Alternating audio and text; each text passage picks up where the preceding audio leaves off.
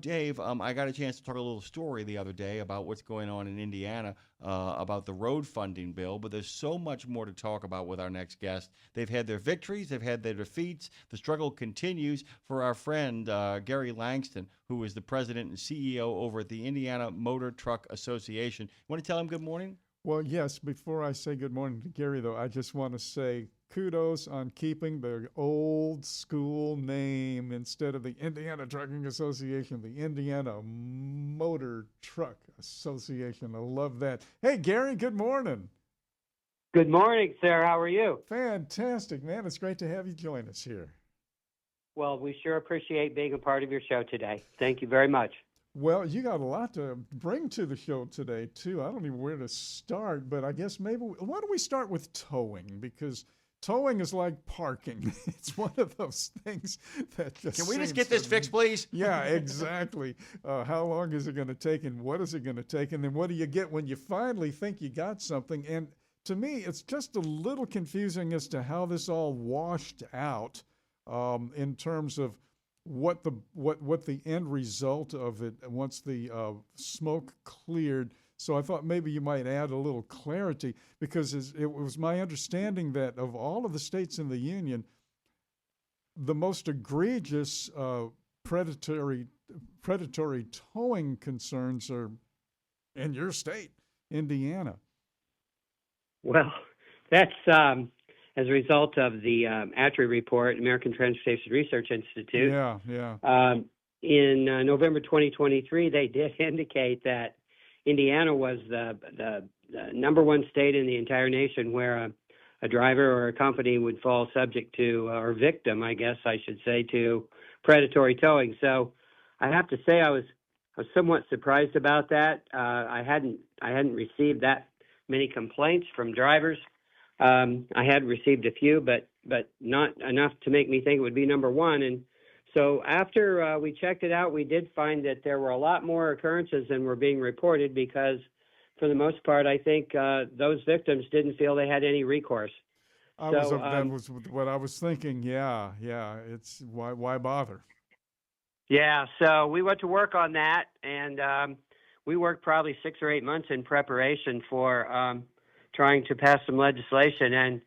And although it turned out to be much more contentious, much more high profile in a legislative session that already had 3 or 4 really high profile issues that they needed to address, it became a lot more high profile than we anticipated. But I'm happy to report that we did pass what I believe to be some very comprehensive reform that allows the carrier to negotiate with the towing company at the outset. If they find at the point that they find they're not going to be able to do that, they can file a civil complaint with the Attorney General's office, which will allow them to get their truck, their trailer, and their cargo back within 24 hours. And then they have another 30 days to try to still resolve it. They have everything they want. They still need to resolve the complaint. They pay the towing company 75% of the invoice up front, bond the other 25, and if they resolve it, then it's over. If they don't, then it goes to court and the judge decides. But much better than what we had. They can no longer charge minimums for equipment that they have there for 2 hours and charges for 4, as an example. They can't charge for equipment that they bring and don't use. So there are a lot of protections that we didn't have before, and we're happy about that.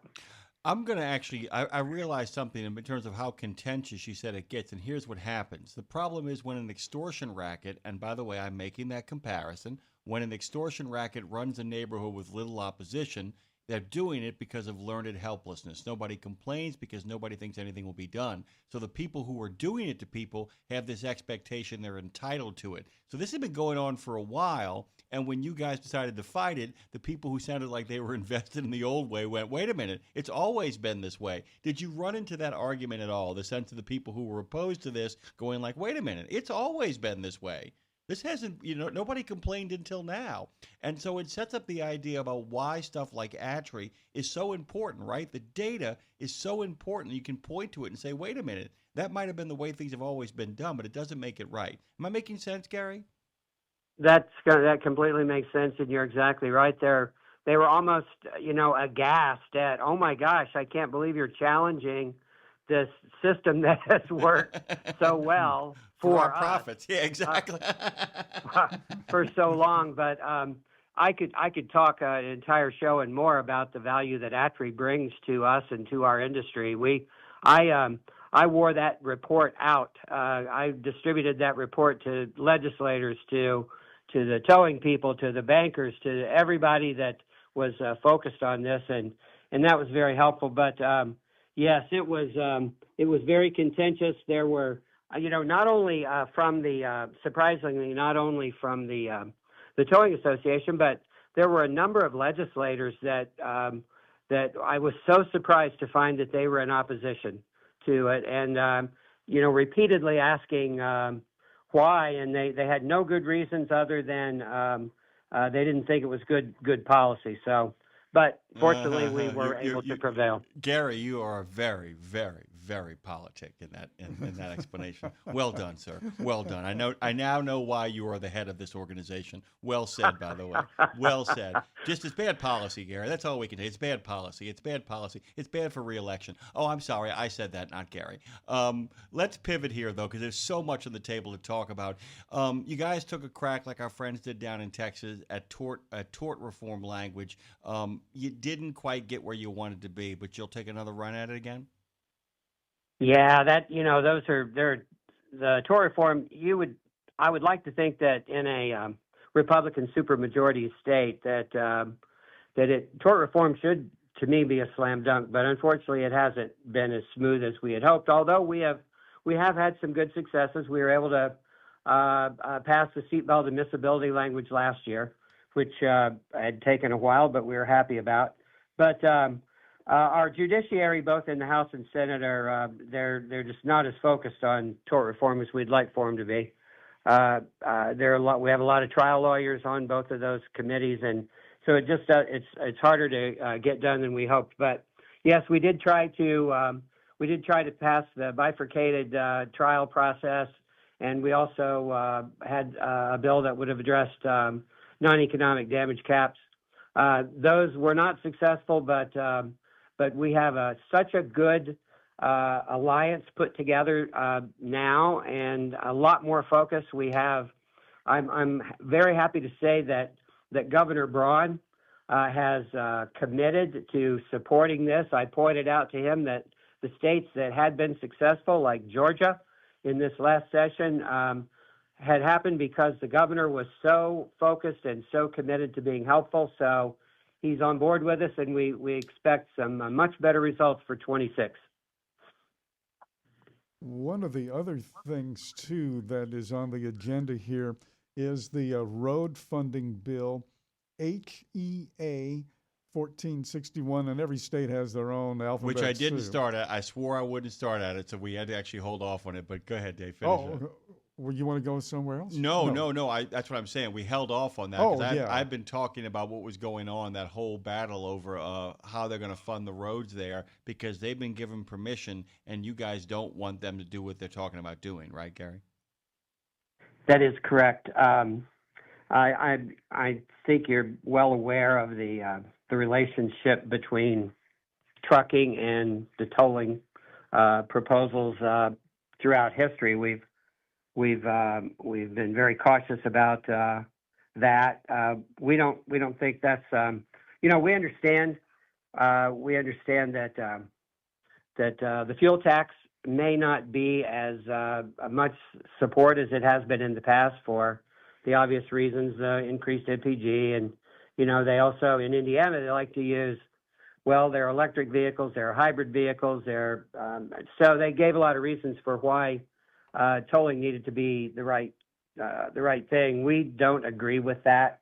I'm disappointed to say this is the first time since I've been here that I wasn't able to be supportive of the road funding bill. In 2017, we worked really hard to get that bill passed, and and we're told that was a 20-year bill. Now, 7 years later, we're being asked for new revenue streams. So, no, we do not support, at least with the current information that we have, we believe that it's a premature decision. Unfortunately, tolling decisions are usually irreversible, and we believe there's a lot more work that needs to be done, a lot more information that needs to be dug out of NDOT and where all the money has gone before.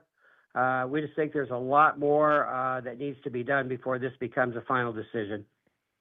Well, Indiana has had a storied history in terms of... With trucking radio as well, by the way, in regards to tolling. You might know that, Gary. The trucking radio has had an impact because of tolling in Indiana. It just feels like that with so many people moving through your state, so many trucks kind of coming through it, being its unique crossroads sort of reality, that this is a conversation in one form or another. Tolls come up all the time, do they not? I'm sorry, Dave. I got excited. This is an exciting topic. I feel like it's a great debate that needs to be had, and I think that Gary's on the side of the Angels with it.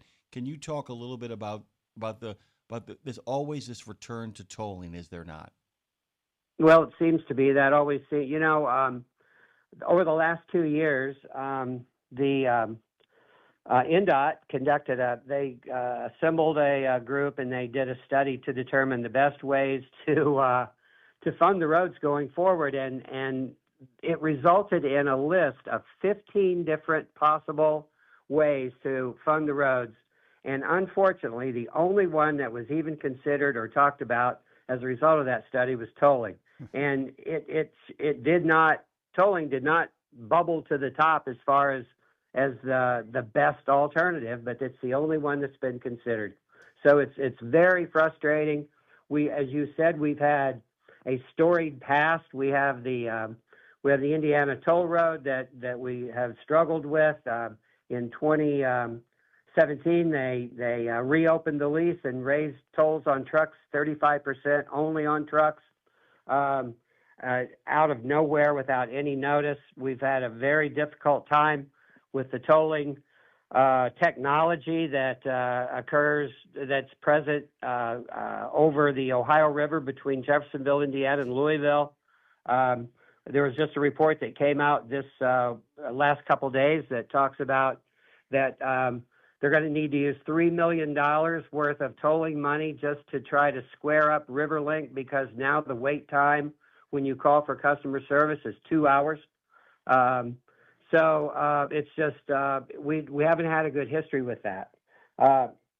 Oddly enough, I don't know if you saw the U.S. News and World Report that came out July 30th that said Indiana has the best roads in the nation.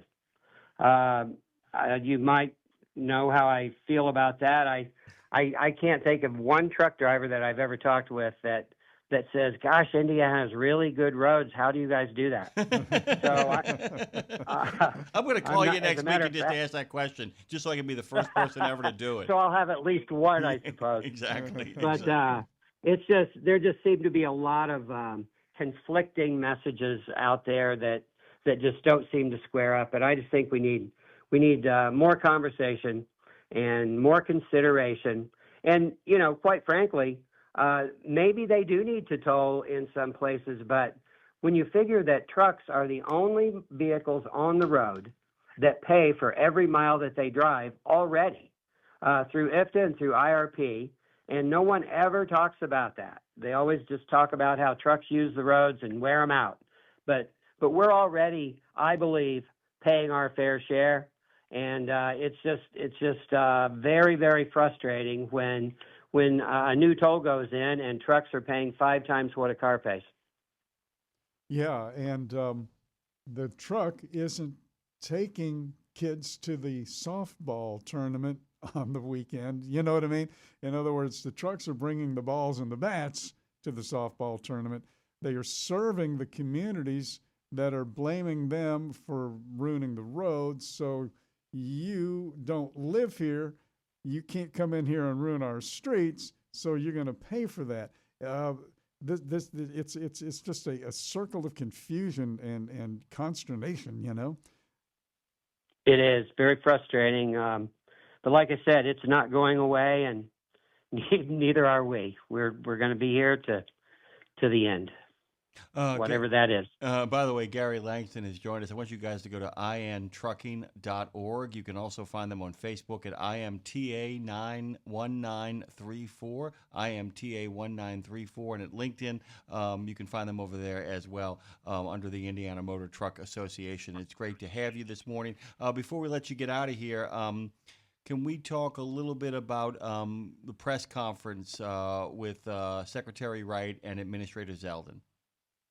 Oh, sure. That was actually I was honored to be a part of that last week. As you just said, it was Energy Secretary Wright and EPA Administrator Zelden who came to Palmer Trucks here on the east side and did a press conference to talk about the phasing out of the greenhouse gas phase 3 mandates. And obviously not everybody thinks that's a good idea, but when it comes to trucking, we believe that it was a very strong decision. The mandates that were in place for trucks we couldn't do it. We couldn't. I don't know if we could have ever done it, but we certainly couldn't have met the demands in the timeline that the previous administrations had said we had to do. So we were very happy that they made that announcement from here. We're very happy that they made the announcement at all, and believe that it really clears a path for our industry to continue to be successful and serve the needs of Americans. By the way, I want to give people a sense of who you are. Not only are you now currently the president and CEO of the Indiana Motor Truck Association, Gary's got 37 years for UPS, where he served in several capacities within many operations. Yeah, he was a driver. He moved into leadership. He became a public affairs manager for UPS Airlines prior to his final role of corporate public affairs manager. He actually lobbied for transportation-related issues at both the state and federal levels on behalf of UPS. And he actually has seen all aspects of the supply chain. It is why he has been entrusted with the Indiana Motor Truck Association, and we have entrusted him this morning to give us all the news from Indiana that is fit to speak about. Thank you, Gary. Please keep us in the loop. If there's anything else you want to talk about, send Claire Marie a message and let her know you want to get back on the show. We'd love to have you again. Thank you very much for your time today. We really appreciate it.